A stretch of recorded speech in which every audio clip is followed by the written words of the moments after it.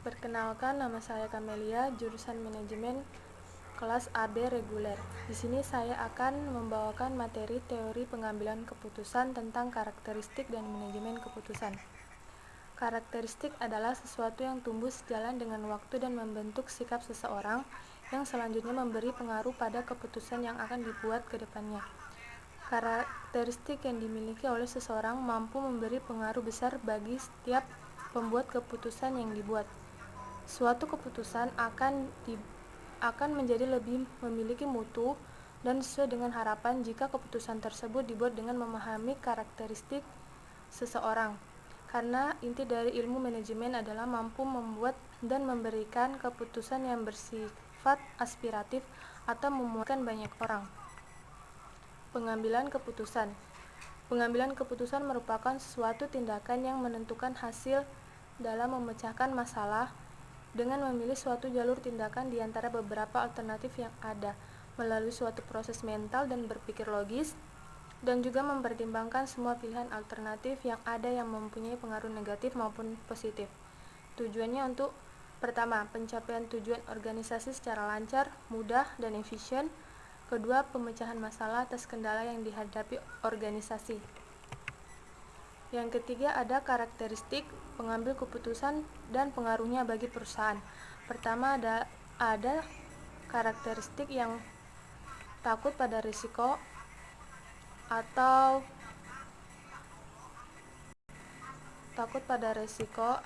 risk avoider. Karakteristik ini dianggap menempati posisi yang aman dan jauh dari risiko, sehingga mereka menempatkan diri dengan kepemilikan karakteristik ini cenderung memiliki aset yang terjaga, karena ia tidak pernah ingin memasuki wilayah spekulasi. Ciri-ciri dari karakteristik ini, yang pertama, karakter seperti ini di mana sang pengambil keputusan sangat hati-hati terhadap keputusan yang diambilnya. Bahkan, ia cenderung begitu tinggi melakukan tindakan yang sifatnya menghindari risiko yang akan timbul jika keputusan diaplikasikan. Secara umum, pebisnis yang berkarakter seperti ini cenderung melakukan tindakan yang biasanya disebut safety player. Maka mereka penganut risk avoider ini cenderung sulit menjadi pemimpin dan lebih banyak menjadi follower, bukan seorang inovator. Namun yang harus kita pahami, hampir semua investor adalah bertipe penghindar risiko. Dalam artian, mereka tidak ingin menanggung risiko yang akan timbul dalam bentuk kerugian yang akan timbul di kemudian hari.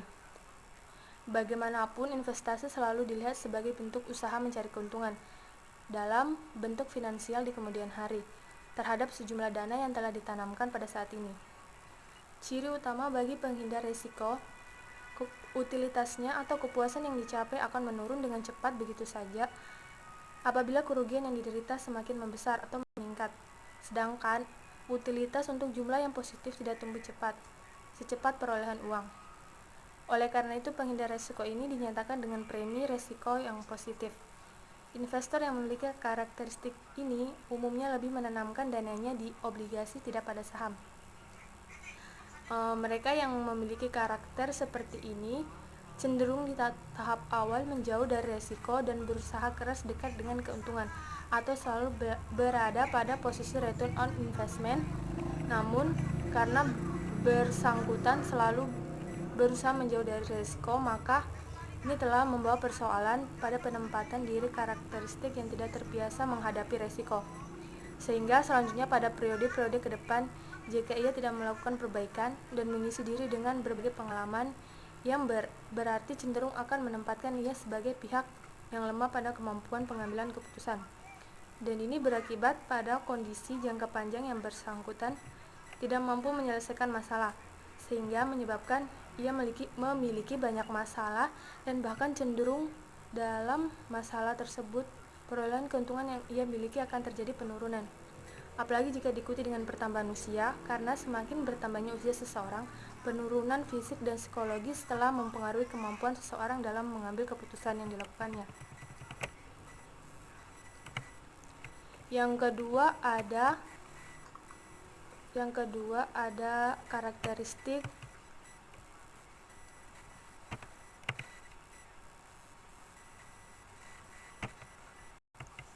Yang kedua, ada karakteristik hati-hati pada risiko atau risk indifference. Karakter seperti ini, pengambil keputusan sangat hati-hati atau begitu menghitung terhadap segala dampak yang akan terjadi jika keputusan tersebut dilakukan. Sikap netral terhadap risiko sebenarnya merupakan sikap antara dua sikap yang ekstrim, yaitu sikap penghindar dan pencari risiko. Ciri-ciri dari karakter seperti ini,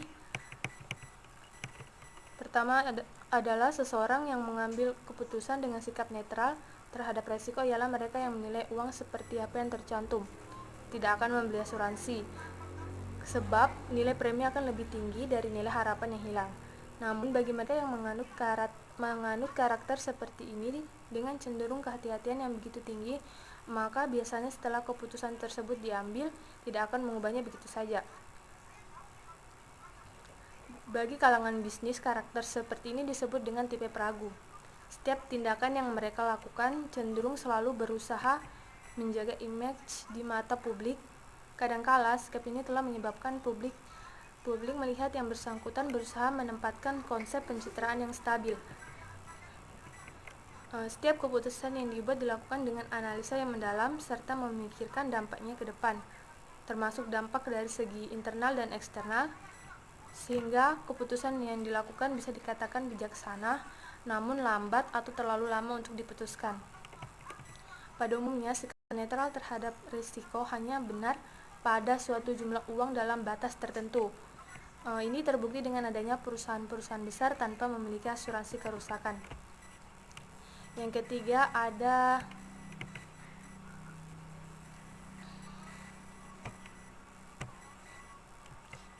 suka pada risiko atau risk seeker, atau juga disebut dengan risk lover.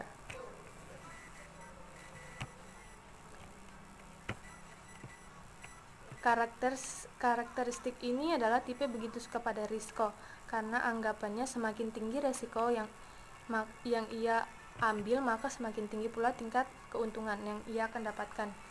Prinsip tersebut sangat menonjol dan mempengaruhi besar terhadap setiap keputusan, sehingga terbiasa dengan spekulasi yang terukur. Selalu ingin jadi pemimpin, cenderung tidak ingin menjadi pegawai. Adapun ciri-cirinya, pertama, prinsip seperti ini cenderung begitu menonjol dan mempengaruhi besar terhadap setiap keputusan yang ia ambil. Mereka terbiasa dengan spekulasi, dan itu pula yang membuat mereka penganut karakteristik ini selalu saja ingin menjadi pemimpin dan cenderung tidak ingin menjadi pekerja, dan kalaupun berada pada posisi sebagai pekerja, maka itu pun tidak akan berlangsung dengan lama. Mental risk seeker atau risk lover ini adalah mental yang dimiliki oleh pebisnis yang besar dan pemimpin besar. Karakter ini juga umumnya dimiliki oleh pemberontak, di mana mereka mau bersusah payah dengan keyakinan akan memperoleh kesuksesan setelah itu ia akan mendapatkan kemenangan. Karakteristik ini cenderung menyukai tantangan dan tidak suka berpikir statis.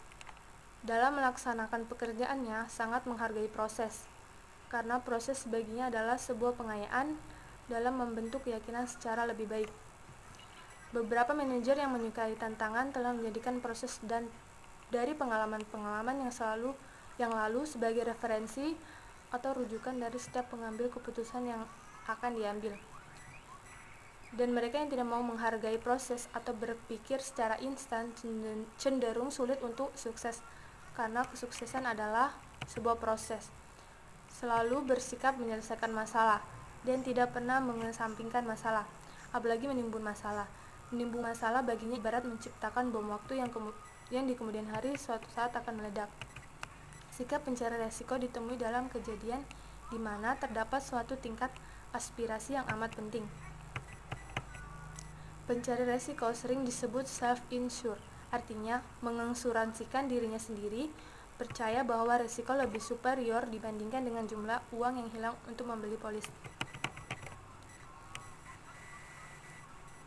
Selanjutnya ada slide grafik penggabungan 3 perbedaan pengambilan keputusan.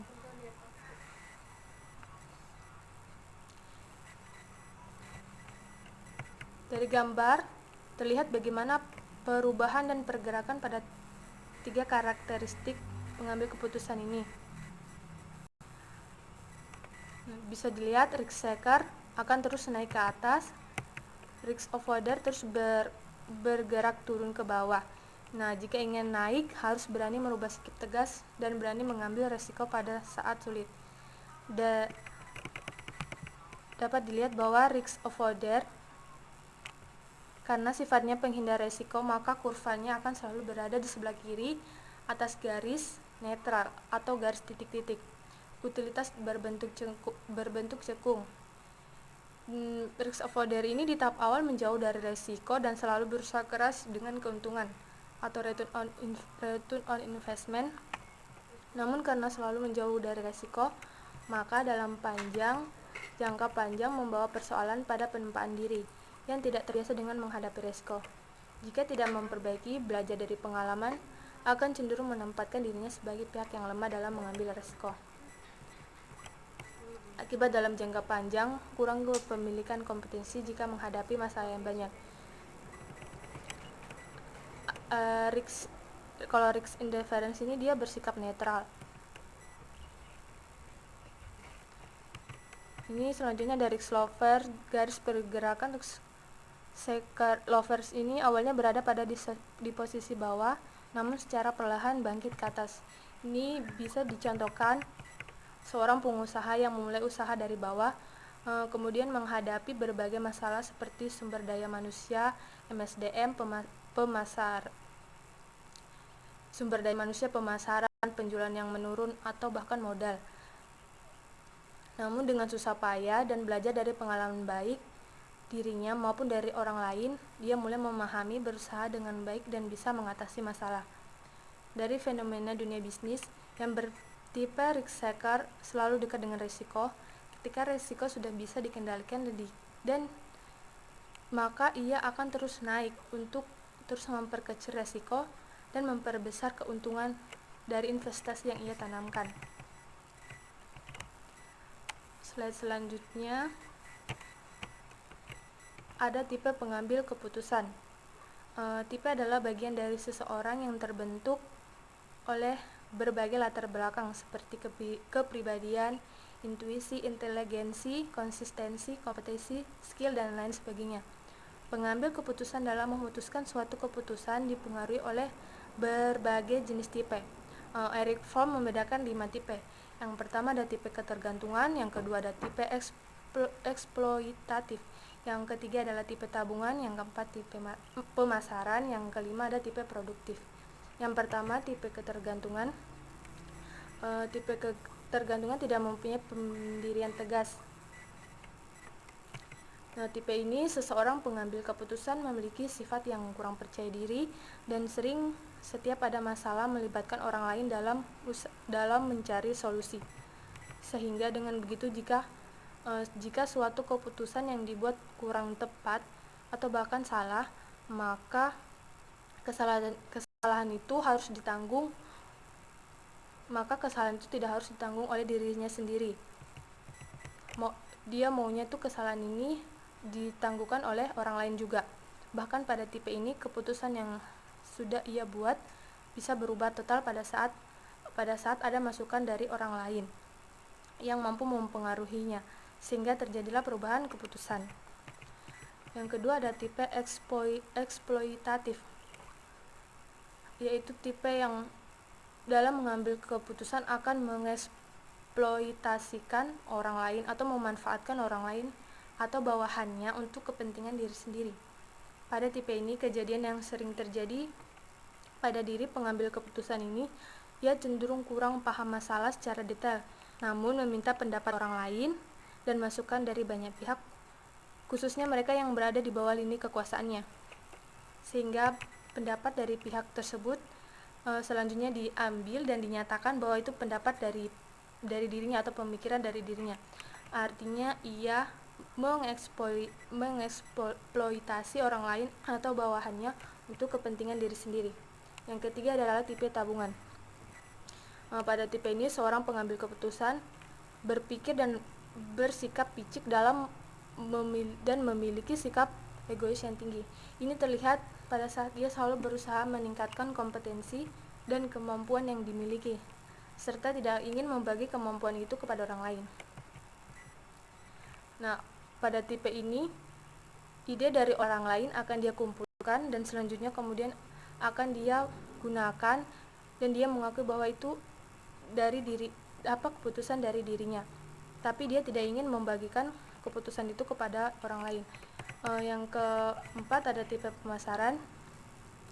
Nah, pada tipe ini seorang pengambil keputusan sering menerapkan konsep marketing atau mengiklankan atau mempromosikan dirinya kepada banyak orang, khususnya kepada bawahannya, tentang konsep atau ide yang dia miliki. Yang terakhir ada tipe produktif. Pada tipe ini seorang pengambil keputusan memiliki semangat produktif yang sangat tinggi, dan setiap ide pemikirannya memiliki visi dan misi yang jauh ke depan, dan dia sangat mengutamakan konsep kooperatif atau bekerja sama dalam memecahkan masalah bersama orang lain dengan berbagai pihak, khususnya kalangan internal organisasinya. Nah, dari kelima tipe tersebut, jika dilihat dan diamati, yang terbaik adalah tipe produktif. Kenapa? Pengambil keputusan dengan kepemilikan tipe produktif cenderung sangat memperhatikan para bawahannya dan memiliki pandangan jauh ke depan, sehingga setiap pekerjaan yang dia lakukan penuh dengan perencanaan yang matang. Yang terpenting sudah menjadi sikap dasar bagi mereka yang bertipe produktif adalah memiliki motivasi dan kreativitas yang tinggi, sehingga kemampuan mereka dalam berkompetisi dengan pasar jauh lebih baik dan bisa diuji. Sekian dan terima kasih. Jika ada kesalahan, mohon dimaafkan.